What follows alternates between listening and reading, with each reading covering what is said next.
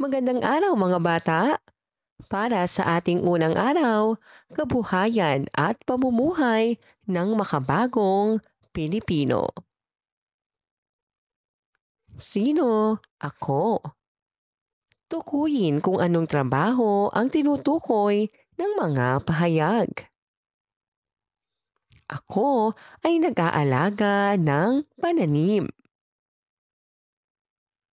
Ako ay nag-aalaga ng mga may sakit. Ako ay gumagawa ng mga gusali. Ako ay nag-aalaga ng mga ngipin. Noon, karamihan sa mga Pilipino ay nagtatrabaho bilang magsasaka, mangingisda o manggagawa. Ngayon, dahil sa pag-unlad ng teknolohiya, nagkaroon ng mas maraming uri ng kabuhayan at mas modernong pamumuhay. Ano ang kabuhayan?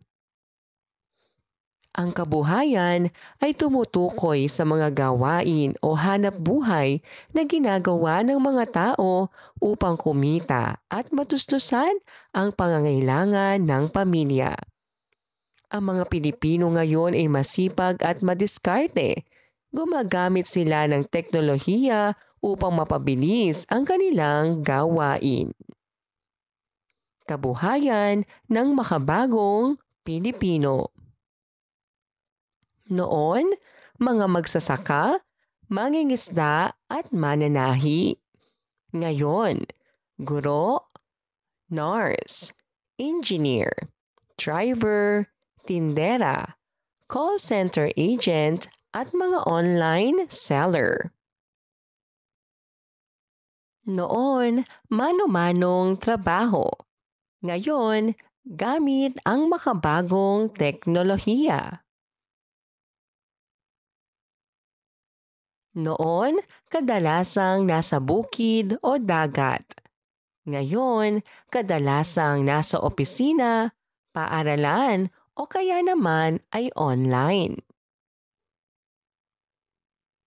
Pamumuhay ng mga Pilipino sa kasalukuyan.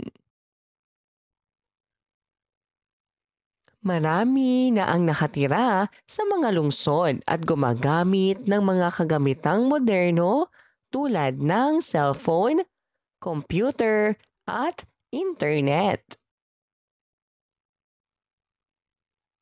May mga Pilipino pa ring nasa probinsya at patuloy na nagtatrabaho sa bukid o dagat. Ang mga pamilya ay nagtutulungan upang mapaganda ang kanilang buhay. Marami na rin ang mga OFW o Overseas Filipino Workers na nagtatrabaho sa ibang bansa upang makatulong sa pamilya.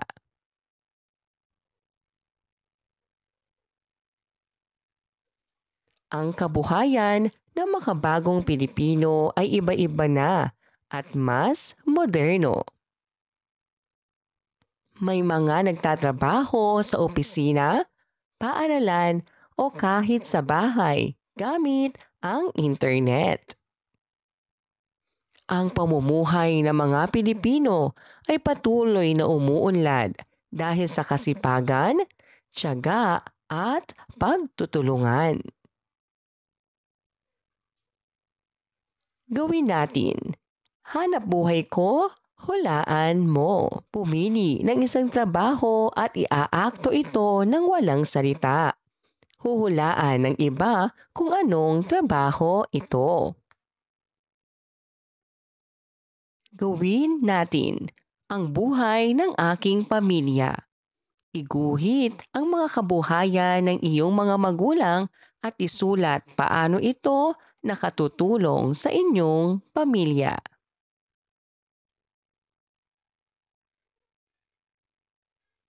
Laging tandaan, ang kabuhayan ay paraan ng mga Pilipino upang mabuhay at madugunan ang pangangailangan ng pamilya.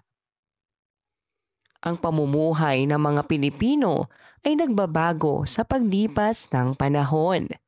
Ngunit nananatiling masipag at matulungin ang bawat isa.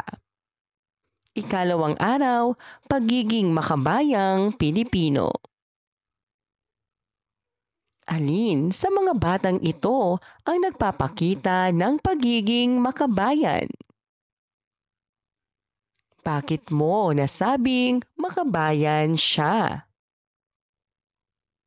Ngayong araw, pag-aaralan natin kung ano ang ibig sabihin ng pagiging makabayang Pilipino at paano natin ito na ipapakita sa simpleng paraan.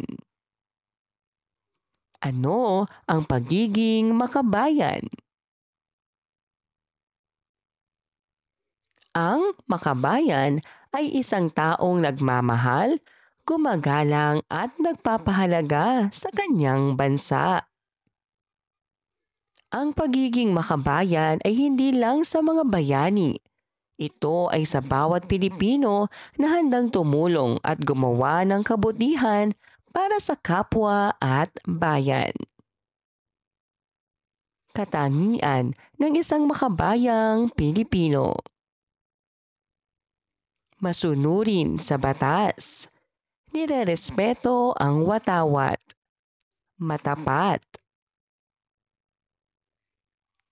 Mapagmalasakit at matulungin.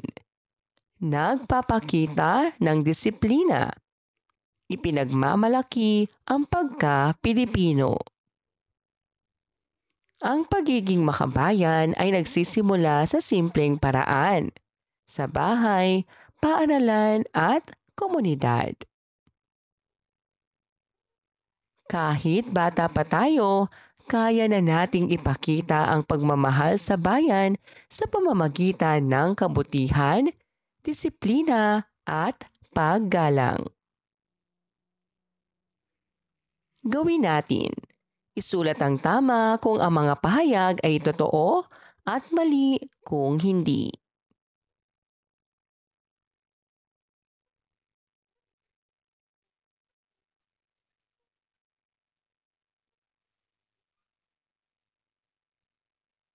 Laging tandaan, ang pagiging makabayan ay hindi lang para sa mga bayani, kundi para sa ating lahat.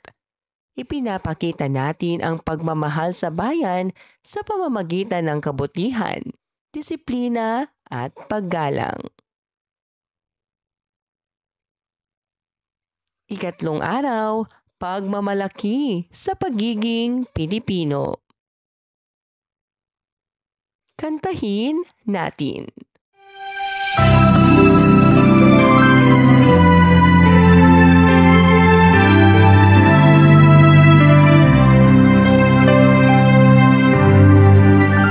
Ang bayan ko'y tanging ikaw, Pilipinas kong mahal, ang puso ko at buhay man sa iyong ibibigay. Tungkulin kong nagampanan na lagi kang paglingkuran, ang laya mo'y babantayan, Pilipinas kong mahal.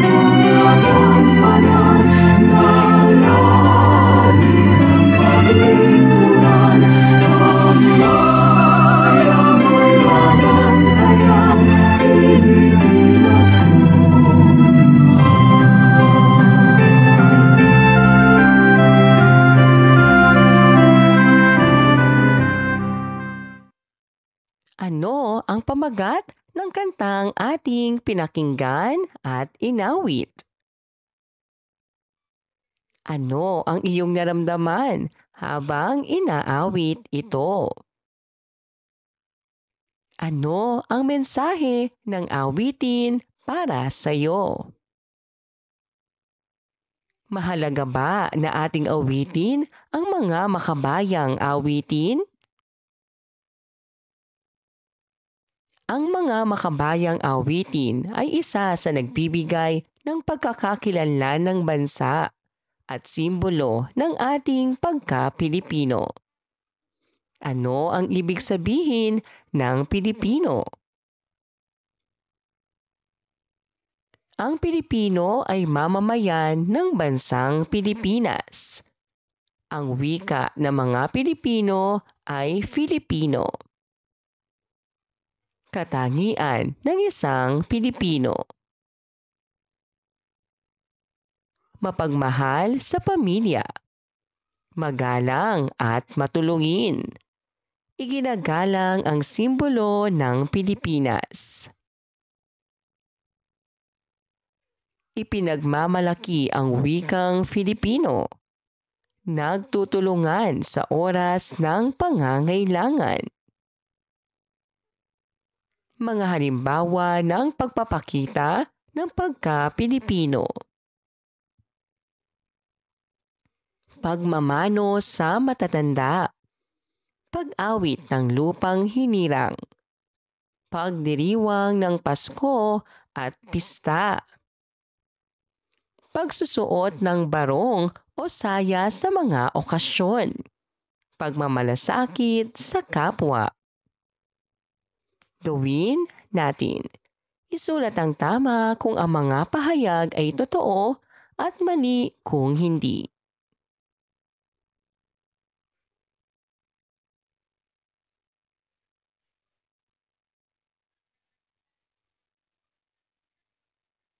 Gawin natin. Iguhit ang isang bagay o gawain na nagpapakita ng pagiging Pilipino. Laging tandaan, ang pagiging Pilipino ay isang karangalan. Maging Pilipino sa puso, isip at gawa. Ika-4 na araw, pagtatanggol sa karangalan ng bansa. Ano ang nararamdaman ninyo kapag iwinawagayway ang ating watawat?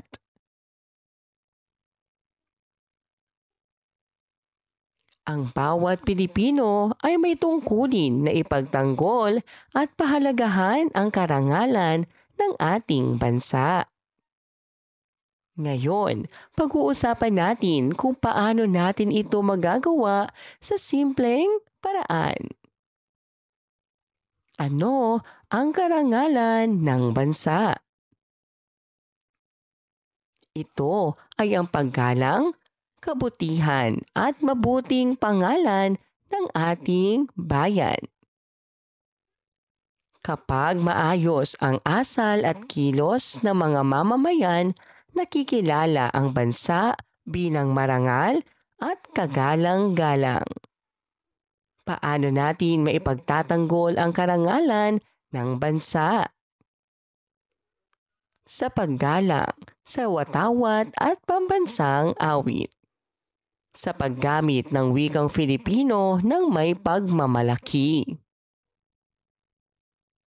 Sa pagtulong sa kapwa at pagsunod sa batas. Sa pag-iwas sa pandaraya, pangungupit at kasinungalingan. Sa pagiging tapat, responsable at magalang saan man tayo naroroon. Bakit mahalagang ipagtanggol ang karangalan ng bansa? Dahil ito ay simbolo ng ating pagkatao bilang Pilipino. Kung maganda ang ating kilos, nadadagdagan ang dangal ng Pilipinas.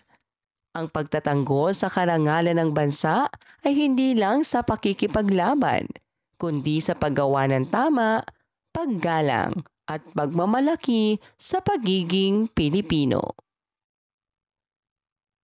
Gawin natin. Isulat ang tama kung ang mga pahayag ay totoo at mali kung hindi.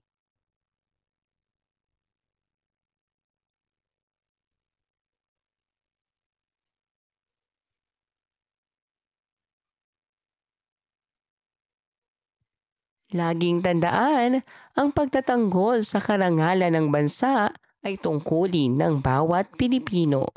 Sa maliit o malaking paraan, maipapakita natin ang pagmamahal at katapatan sa ating bayan. Maraming salamat po sa inyong panonood at pakikinig. Hanggang sa muling pag-aaral ng asignaturang makabansa. Paalam!